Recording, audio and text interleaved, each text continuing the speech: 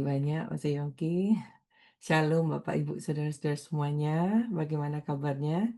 Saya percaya semuanya luar biasa, dahsyat ajaib. Tadi aja teriakannya semangat pagi udah luar biasa ya, panjang. Puji nama Tuhan. Bapak Ibu Saudara, minggu ini kita itu kalau melihat berita, kita itu akan sangat merasa sedih, saudara ya, disedihkan oleh begitu banyak hal-hal yang kurang baik yang terjadi di sekeliling kita.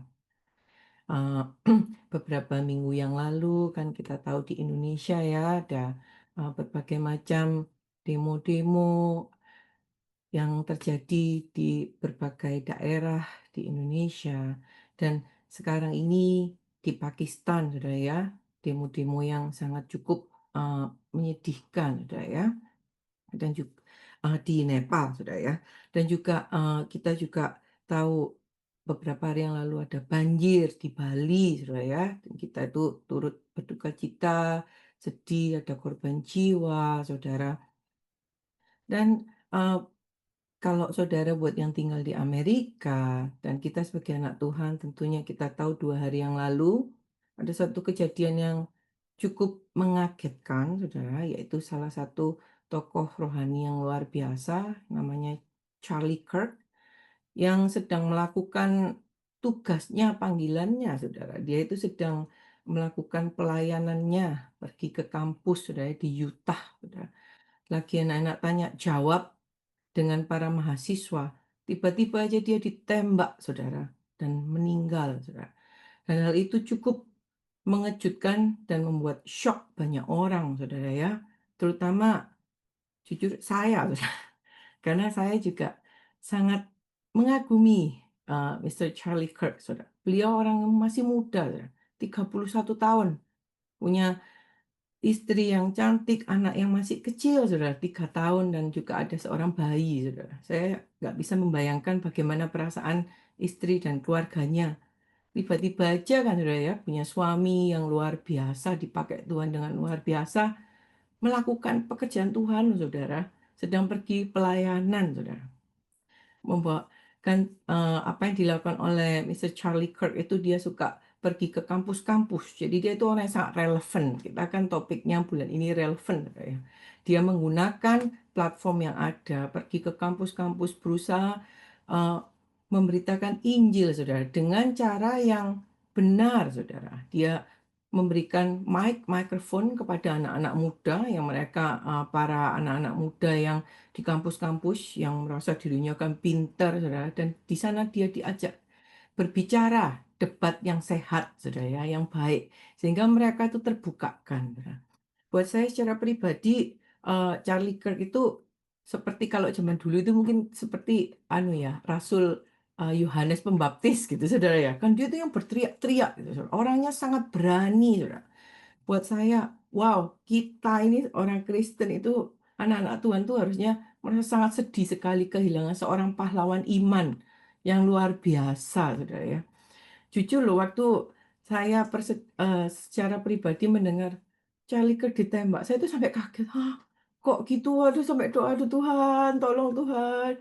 Lalu nggak lama meninggal, saudara ya, karena ditembaknya langsung di lehernya sini, pembuluh darah terbesarnya sini, di karotidnya sini, saudara ya, sehingga meninggal, saudara.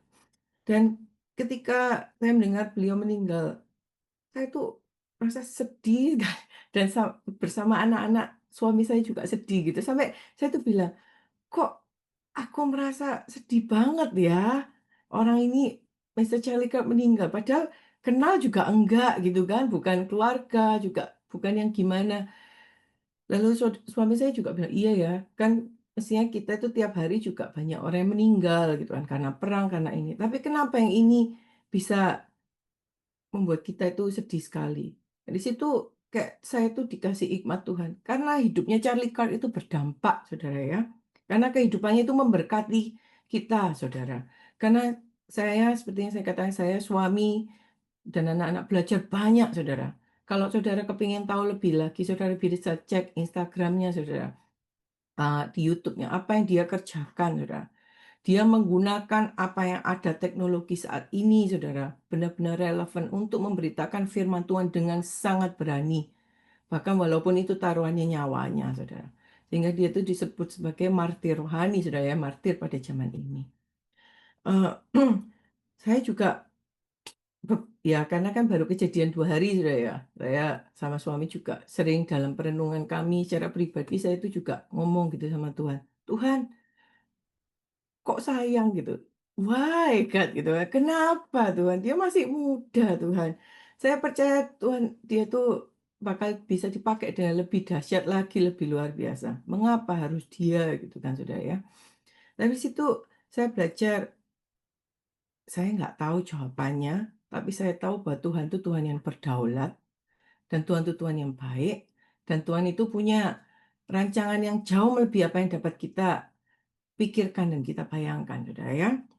Tapi yang saya tahu Saudara, bahwa Mister Charlie Kirk ya kelihatannya dia meninggal, kelihatannya dia kalah, tetapi dia itu adalah seorang pemenang.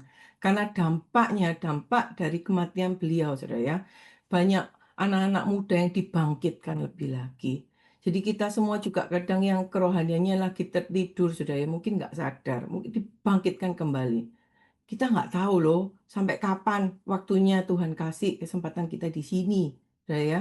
Bisa anytime, bisa kapan saja Tuhan panggil.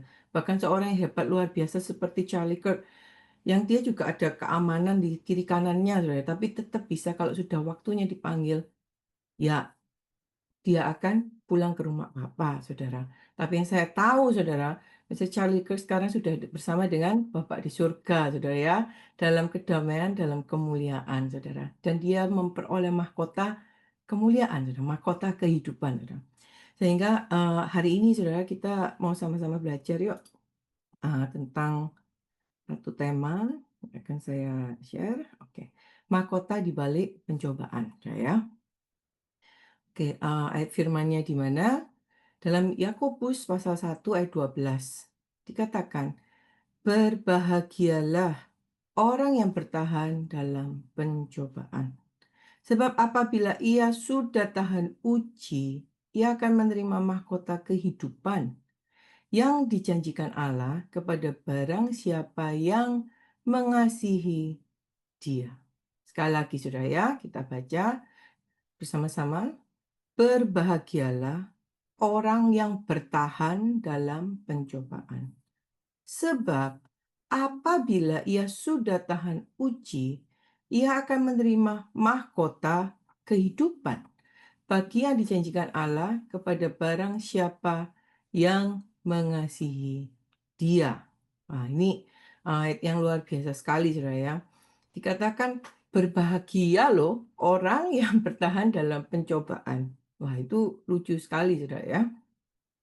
Sepertinya kok nggak sesuai sih dengan apa yang pandangan dunia ini. Kalau pandangan dunia ini lah berbahagia orang kalau duitnya banyak, tidak ada masalah. Kan begitu Saudara kira-kira. Tapi ini firman Tuhan bilang, berbahagialah orang yang bertahan dalam pencobaan. Sebab apabila orang tersebut sudah tahan uji, berarti sudah lulus ujian, Saudara ya. Tahan uji, ia akan menerima mahkota kehidupan yang dijanjikan Allah kepada barang siapa yang mengasihi Dia. Oke, mari kita mau belajar bersama-sama poin yang pertama. Bahwa orang yang bertahan dalam pencobaan itu disebut berbahagia, Saudara ya. Jadi, menurut firman Tuhan, orang yang berbahagia itu orang yang bertahan dalam pencobaan, Saudara.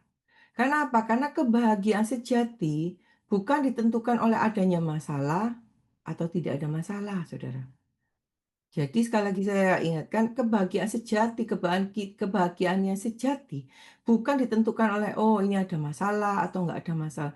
Tetapi ditentukan dari sikap hati kita dalam menghadapinya. Kalau kita dalam keadaan apapun kita mau tetap bertahan, saudara, tidak menyerah, itu kita disebut orang yang berbahagia.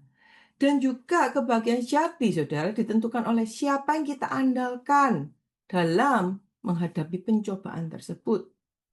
Apakah itu uang? Apakah itu kemampuan kita? Oh, saya ini orang pinter, PhD, S3, S3 apa aja, saudara ya. Apa itu yang menjadi andalanmu, apakah itu, eee, orang tua mungkin, oh orang tua saya itu pejabat tinggi, orang tua saya, jenderal, orang tua saya menteri, atau apapun itu yang menjadi andalanmu, Saudara ya. Atau itu kekuasaan, oh saya ini orang yang punya pangkat, saya orang yang dihormati, wah saya yang duitnya banyak, atau apa.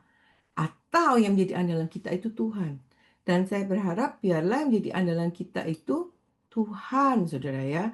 Karena kalau Tuhan yang menjadi andalan kita itu akan mampu menghadapi pencobaan, Saudara. Dan kalau Tuhan yang menjadi andalan kita, Tuhan itu loh pencipta langit dan bumi dan segala isinya, yang maha kuasa, yang menciptakan engkau dan saya.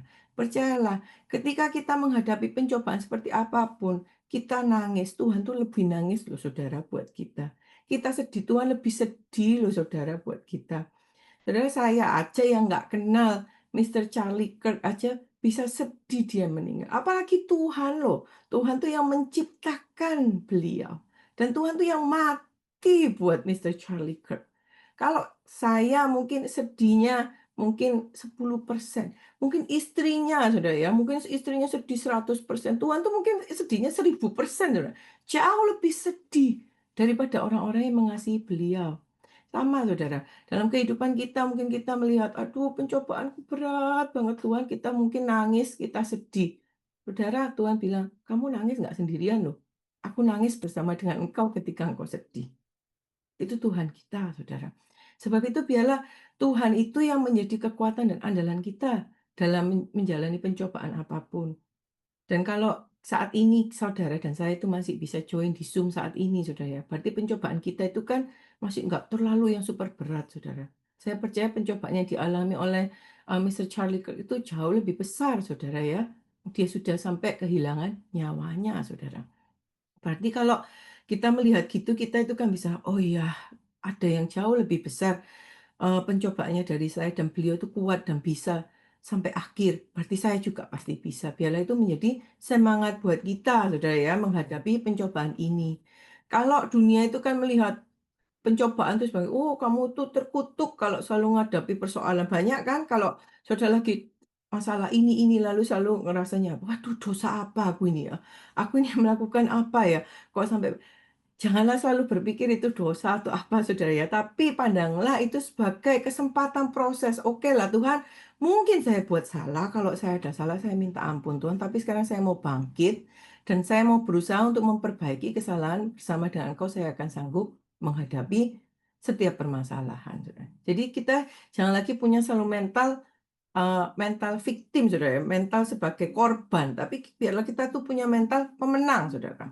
Bahwa kita itu anak-anak Tuhan itu memang adalah orang-orang yang tangguh, orang-orang yang kuat, saudara ya.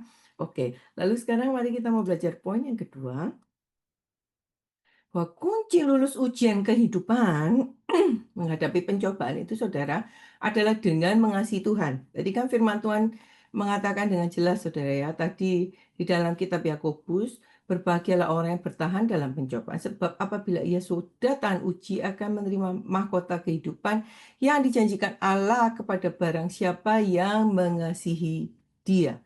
Jadi kunci di sini mengasihi Tuhan itu amat sangat penting, saudara. Karena apa? Semua orang menghadapi masalah, yes.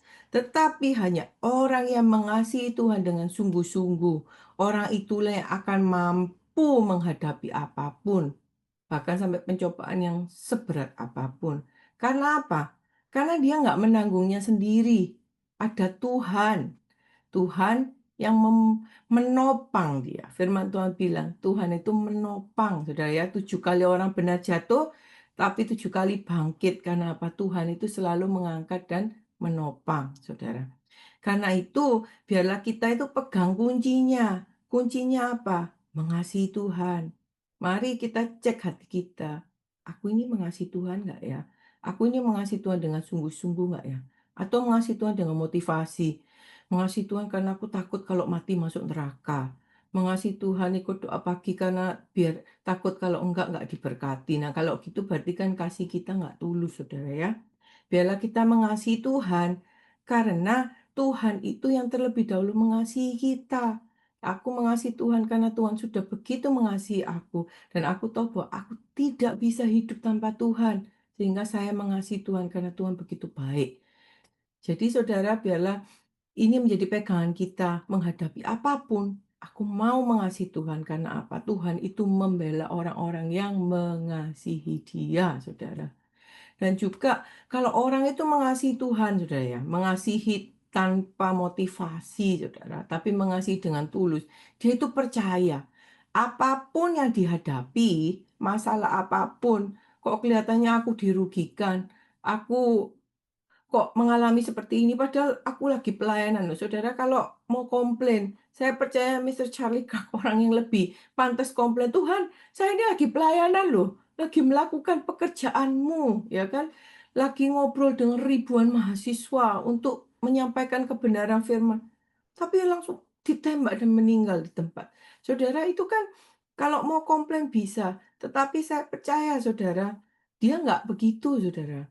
Dia beriman sampai akhir. Kalau saudara lihat juga istri dan keluarganya nggak ada komplain-komplain, "Kok begini?" Enggak, saudara ya. Mereka diam, saya percaya berduka, tapi mereka tahu saudara, mereka tahu Tuhan yang mereka sembah itu Tuhan yang baik.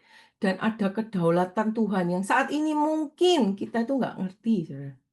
Saat ini mungkin kita menghadapi masalah dan kita nggak tahu, "Loh kok begini Tuhan?" Tapi kalau kita terus, tadi kan dikatakan terus bertahan, terus bertahan. Karena apa? Aku mengasihi Tuhan, aku percaya Tuhan pembelaku, Tuhan pasti menolong. Nanti, nantinya saudara akan melihat kalau sudah selesai, saudara. Biasa kan sudah ujian sudah selesai, saudara.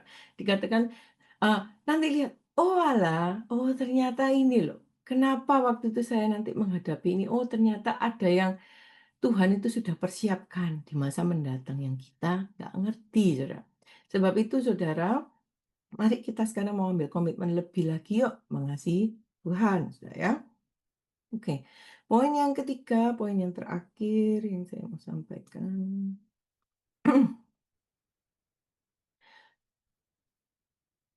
Bentar ya. Ada mahkota kehidupan sebagai hadiah kemenangan kita, saudara ya. Nah, kan tadi dikatakan bahwa kalau saudara bertahan dan sudah tahan uji, bertahan dalam pencobaan dan tahan uji akan menerima mahkota kehidupan. Udah ya. Kalau kita ikut pertandingan aja pasti selalu ada hadiah, Saudara ya.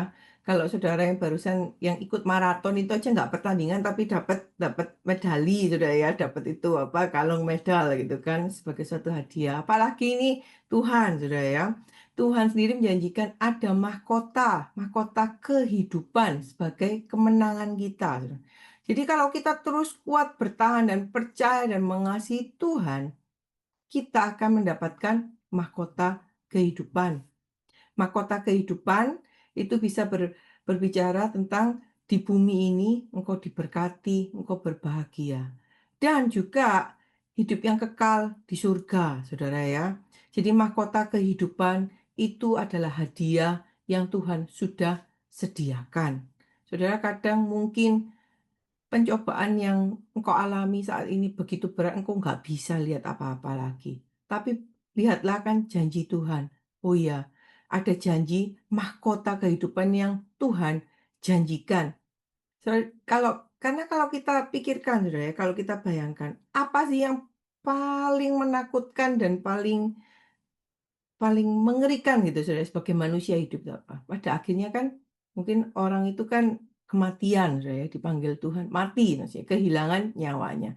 Tapi kita sebagai anak-anak Tuhan kita tuh tahu ada janji, oh iya, kalaupun saya meninggal dalam Tuhan, ada jaminan mati masuk surga. Itu jaminan kekal yang Tuhan berikan kepada setiap kita. Sehingga yang paling mengerikan pun, yang paling bahaya pun, Tuhan itu sudah menyelesaikan buat kita, saudara. Dengan kematian Tuhan Yesus di kayu salib, Dia itu sudah mengalahkan maut. Sehingga kalaupun saat ini pun kita semua dipanggil Tuhan, kita itu tahu, kita itu pasti masuk surga, saudara. Dan di surga kita tahu tidak ada lagi air mata. Di surga tidak ada lagi sakit, penyakit, tidak ada lagi duka cita, tidak ada lagi kejahatan. Kalau dibandingkan Saudara kan, berarti di surga itu enak banget gitu kan ya. Enak apa enak banget? Oh enak banget gitu kan. Tapi seringkali kan tanya kan, "Berarti sudah mau cepet-cepet pulang ketemu Bapak?" "Oh belum," gitu kan katanya. "Oh kuetiau masih enak," gitu. "Oh masih ada anak saya, Tuhan masih ada cucu saya," Saudara, mungkin ya, "masih belum merit Tuhan," atau apapun Saudara ya. Eee, tapi maksud saya adalah yang terburuk pun yang kelihatannya terburuk Saudara ya, itu kan kehilangan nyawa. Tapi kalau dalam Tuhan, Tuhan tuh menghargai nyawa orang-orang yang mengasihi Dia. Ketika kita meninggal, kita itu langsung Saudara, langsung bersama dengan Bapa di surga. Nah, jadi kita sudah punya jaminan kepastian. Wow, di bumi saya itu menghadapi pencobaan tetap bertahan, tetap harus lulus ujian sampai selesai. Ada berkat mahkota kehidupan. Kalau anugerah Tuhan diperpanjang, masih dikasih kesempatan di bumi, berarti saudara akan menikmati berkat Tuhan, dipromosi oleh Tuhan, hidupnya diberkati, keluarga bahagia, saudara ya. Dan kalaupun dipanggil Tuhan, mungkin seperti Mister Charlie Kirk, langsung bersama dengan Tuhan di surga. Dan Tuhan itu Tuhan yang sangat baik, saudara ya. Makanya itu saudara jangan pernah meragukan kebaikan Tuhan, saudara. Tuhan itu amat sangat baik dan Tuhan itu sangat peduli dengan kehidupan engkau dan saya, saudara. Kalau kita sedih, Tuhan lebih sedih. Kalau kita bersuka cita, Tuhan lebih bersuka cita. Sehingga jangan ada kecurigaan, jangan ada pikiran-pikiran yang buruk tentang Tuhan kita, saudara. Hingga biarlah renungan singkat hari ini mengingatkan kita, saudara ya. Mari kita mau sekali lagi, untuk yang terakhir kalinya kita mau sama-sama membacakan kitab Yakobus pasal 1 ayat 12 dengan segenap hati dan iman kita dalam hitungan ketiga, 1, 2, 3. Berbahagialah orang yang bertahan dalam pencobaan. Sebab apabila ia sudah tahan uji, ia akan menerima mahkota kehidupan yang dijanjikan Allah kepada barang siapa yang mengasihi Dia. Puji nama Tuhan, saudara. Mari kita mau sama-sama berdoa. Tuhan Allah Bapa kami yang dalam surga, hamba-Mu sudah selesai berbicara. Allah Roh Kudus, kiranya Engkau bekerja lebih dan lebih lagi buat kami semua. Tuhan, kami ini nggak mampu jalan sendiri. Kami perlu Tuhan. Kami mau biarlah Tuhan yang menjadi andalan dalam hidup kami. Dan biarlah kami ini menjadi orang-orang pemenang, menjadi warrior kesatria-kesatria Tuhan. Bukan orang-orang yang cengeng, yang mudah menyerah, tetapi orang yang pantang menyerah, yang mau terus maju berjalan bersama dengan Tuhan. Karena kami tahu Tuhan bahwa pencobaan-pencobaan yang kami alami adalah pencobaan-pencobaan biasa yang tidak melebihi kekuatan kami. Dan ketika kami dicobai Tuhan itu setia dan adil, Tuhan itu akan memberikan pertolongan pada waktunya. Sehingga kami semua akan menjadi lebih daripada pemenang. Dan kami tahu ada mahkota kehidupan yang Tuhan sudah sediakan bagi setiap kami yang mengasihi Engkau. Terima kasih ya Bapa. Doa ini kami akan di dalam nama Tuhan Yesus kami berdoa. Haleluya. Amin.